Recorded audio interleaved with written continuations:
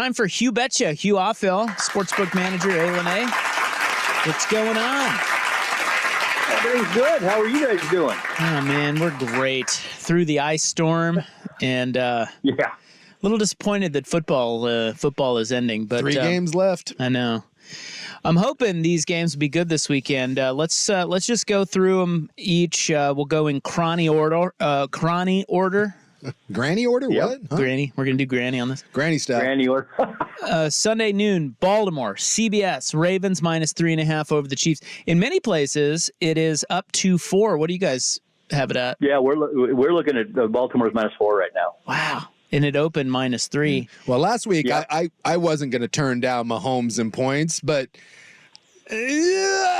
Baltimore might be a different animal. Boy, it seems like the world is on Baltimore. Are you taking a lot of Baltimore action there? Yeah, we have taken a lot of Baltimore action. Yes, we have. What do you think? Well, I mean, other than the Homer fan standpoint, but if I take all that stuff out, again, I went last week and said the same thing. If you're going to give me Mahomes in points, I'm going to take it. Until I get, until you think, maybe you could get beat with it. Hey, you're going to get 4 points. I'll take it. It could be a 3-point game either way. Both kickers do what they do between Butker and Tucker.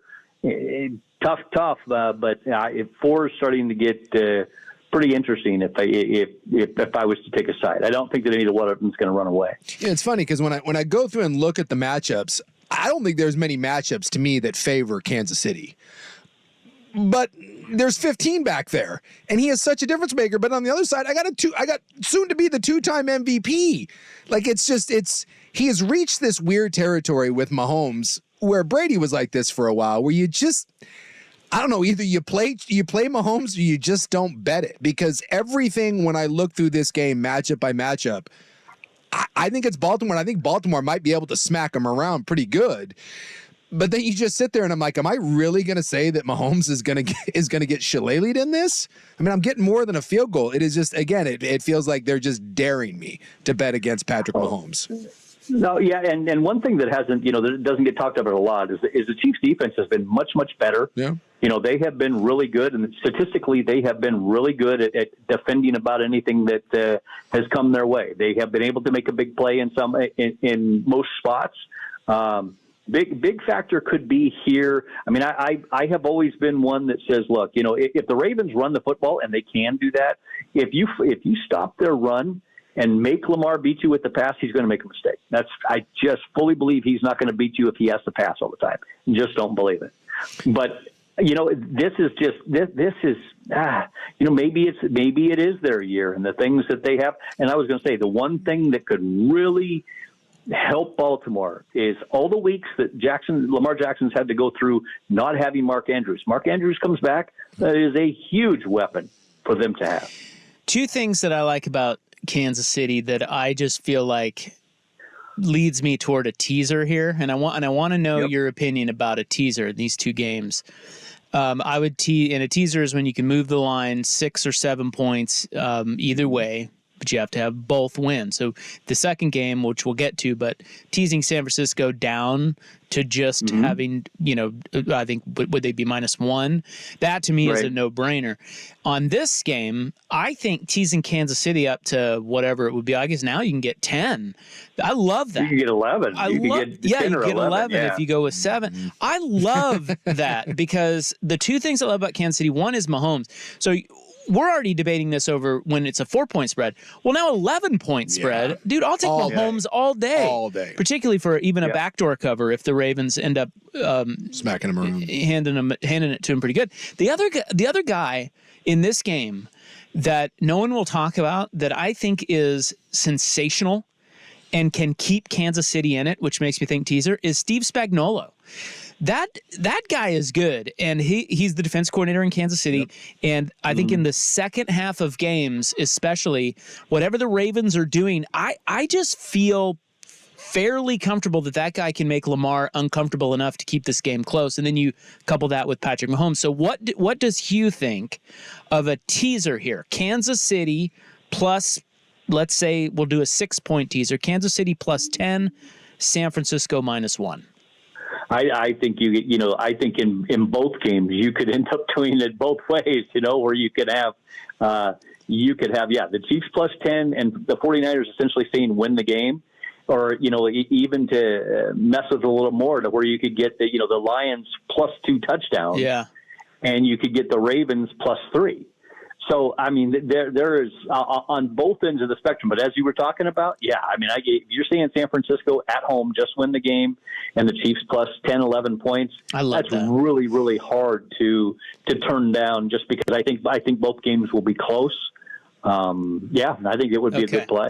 Full disclosure, I bet the teaser right out of the gate on Sunday, and I only got Kansas City at 9. So now I'm a little pissed about that. Get it up to 10 or 11. I know. You fool. I know. I screwed that up.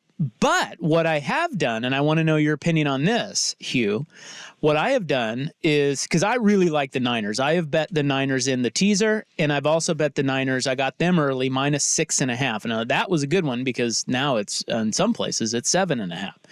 So I've got the Niners. I like the Niners. In the Kansas City-Baltimore game, I'm less sure of who wins, but what I did was, I have this teaser here at Kansas City plus 9, but I also came back on Baltimore money line because I think that Baltimore is going to win, and I can middle it. If they win but don't win by over 9, I win both bets. What do you think about that, or am I getting too wild? Oh, no. I mean, you're dealing with a 9-point middle. If you think Baltimore's going to win the game, you take them on the money line. Oh, I don't think that's a bad wager at all. I mean, you're sitting here giving yourself the best opportunity to win. And one side wins, and it's fine. But I think you're giving yourself the best opportunity to win. Yes, absolutely. I'm trying to win both bets. I think Baltimore's going to win the game, but I do not think they're going to blow them out. So that's what I've done. Now, what do you think about? You mentioned the idea of Lions up plus 2 touchdowns. Do you like Detroit against the spread here? It's Niners minus 7. 7, yeah. Sunday at 3:30. Yeah, we're actually up to 7.5. The biggest thing that comes down for the 49ers is Samuel. If his shoulder is bad and he can't play, or he's hesitant on what he's doing, to me that makes such a huge difference into what their offense can be and what it can do. Dan Campbell's a maniac in what he has going on in Detroit.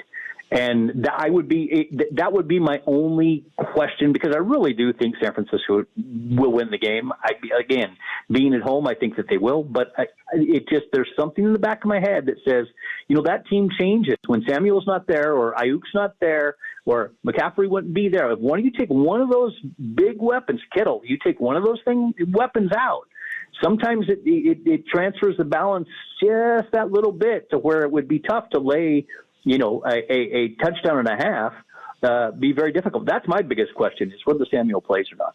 He practiced today, but limited. Yeah, limited. And you wonder too, if you're San Francisco, if he gets dinged again, he ain't playing in the Super Bowl. And I just, you're not winning the Super Bowl. You're not beating either Kansas City or Baltimore. And you wonder if maybe, I don't know, I wonder if they think they can sneak by Detroit without him and actually try to have him in the Super Bowl. I personally, I'm leaning. I don't think he goes, but there's still going to be plays to be made in that secondary. And the weather's not supposed to be bad either, FYI.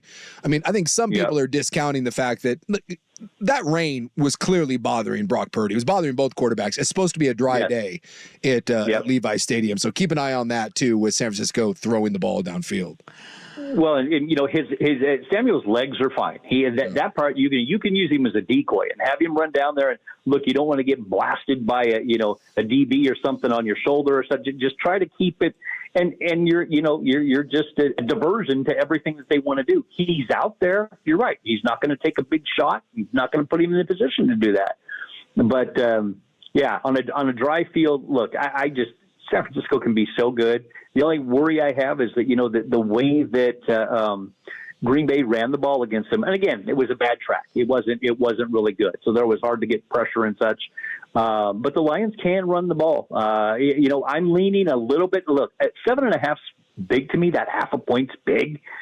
Tough. I would think normally I would say, sure, San Francisco. The number I made, I had San Francisco 6. So it would tell me take the 7.5 and see what happens. What's the public doing on that game? San Francisco. Yeah. They're so basically the public's hammering both favorites, Baltimore and San Francisco here.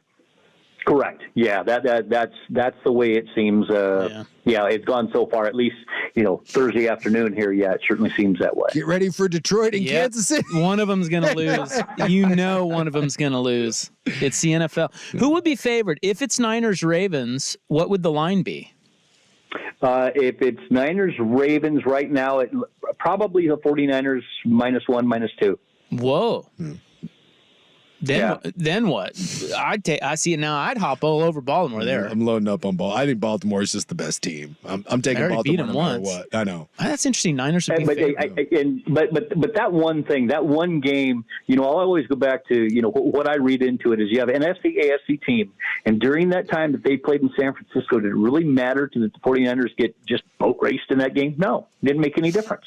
Didn't make any difference to the standings. So if they played hard, but if they were, they got down and they weren't going to get anybody injured, and that's just one of the crazy thoughts that goes through my head as not only a fan, but making lines and thinking that stuff makes you back off. So you get beat. If you got beat by a point, you got beat by 30. It isn't going to make any difference. I think it would be a different story. San Francisco playing them a second time. If I was the Ravens, I wouldn't want to see a healthy San Francisco coming back at me again. That would be tough. Yeah, 4 picks. And remember, in that game, San Francisco ran the ball for almost 7 yards a carry. It's just that when you get down by that much, you can't throw anymore. And when you did throw, you kept throwing picks. It's hard to stay close when you throw 4 interceptions. Absolutely.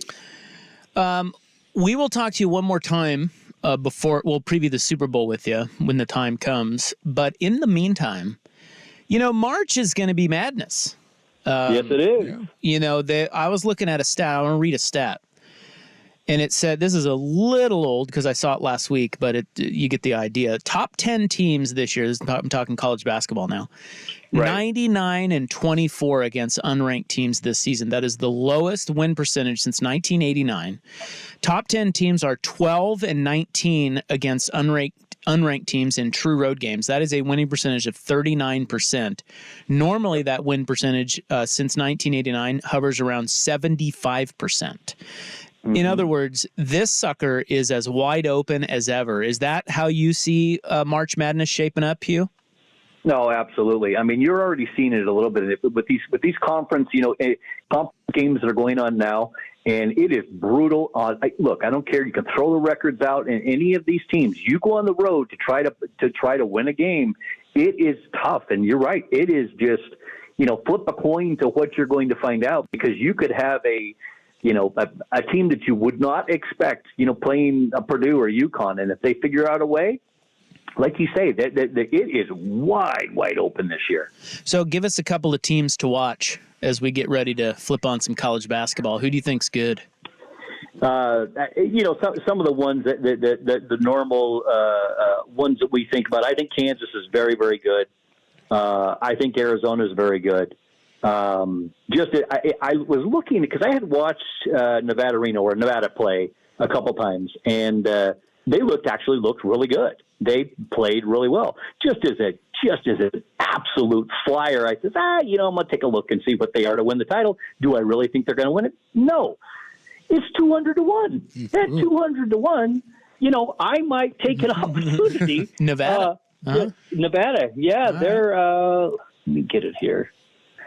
They're like 15-3 or something like this. And if you're 15-3 right now, and granted, I looked at some of their opponents; they aren't the greatest, but you're still 15-3. It just as a flyer if you're looking for value. Yeah. But I think if you took the Florida Atlantic's another one. Florida Atlantic is very good. They proved that they proved sometimes before. But it is, again, all of these teams when they go on the road or they get in this atmosphere, it's tough. The Big 12 is very good. Following Kansas and North Carolina and Purdue and UConn.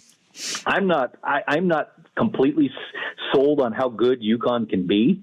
It is, to me, it is so wide open and will be so fun, just like listening to, hopefully we hear again Fairleigh Dickinson or whatever we were hearing last year. Just insanity. I think that's absolutely, it will be madness this year. Well, Florida Atlantic, right? Didn't they make a run last year? Yeah. Weren't they in the Elite Eight or something? All right. Hugh, we'll talk to you pre-Super Bowl. Thank you, sir.